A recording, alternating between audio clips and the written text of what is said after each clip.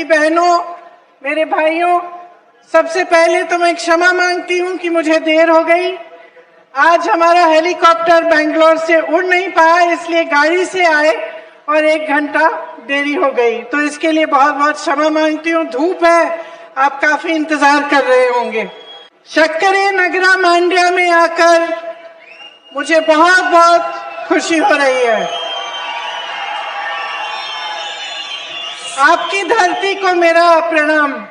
पूरा देश जानता है कि यहाँ के किसानों की मेहनत से ही कर्नाटका आगे बढ़ा है, और आपकी धरती, जिसके प्रति आपकी श्रद्धा है, उसके लिए आप मेहनत से दिन रात एक करते हैं।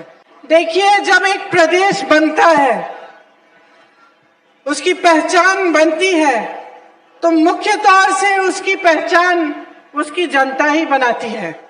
आप सब अपनी मेहनत से, जब ईमानदारी से काम करते हैं, तभी आपके प्रदेश की पहचान बन पाती है। अगर कर्नाटका प्रदेश की आज पूरी दुनिया में पहचान है, तो ये इसलिए कि आप सब ने उसको बनाया है।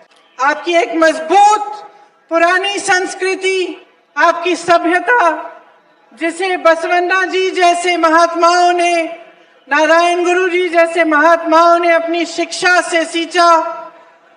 आपकी मेहनत, यहाँ के किसान, यहाँ के नौजवान, मेरी बहनें, आप दिन रात मेहनत करती हैं, इसीलिए आज पूरी दुनिया में कर्नाटका पहचाना जाता है। तो जब अपना प्रदेश इतना महान है, प्रकृति की सारी देन है, जनता मेहनती है, दिन रात काम करके प्रदेश को बनाती है, बच्चे ज्यादातर शिक्षित हैं, तो फिर ये परिस्थितियां क्यों हैं कि आज कर्नाटका में जिससे भी मैं बात करती हूँ, पता चलता है कि आप परेशान हैं, महंगाई की वजह से त्रस्त है, बेरोजगार है, और मुश्किलों से आपका जीवन भरा है। देखिए, आपने सुना होगा कि एक नाम है इस सरकार का जो 3.5 सालों से आपके प्रदेश में चल रही है,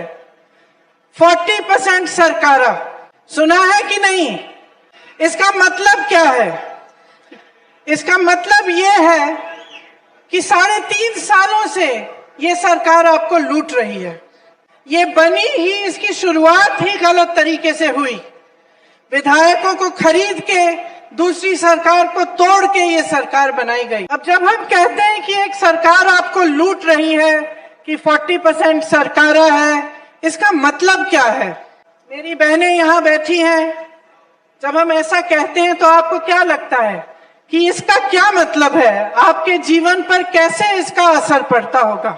देखो, सबसे पहले जब सरकार का मकसद लूटना होता है या लालच होता है, तो काम कम करती है। आपको मालूम है, अगर एक नौजवान काम कर रहा है, उसकी अच्छी नौकरी है, लेकिन कहीं से उसको आदत पड़ जाती है चोरी करने की, और चोरी से बहुत पैसा अचानक उसका बन जाता है, तो नौकरी से उसका ध्यान हटने लगता है।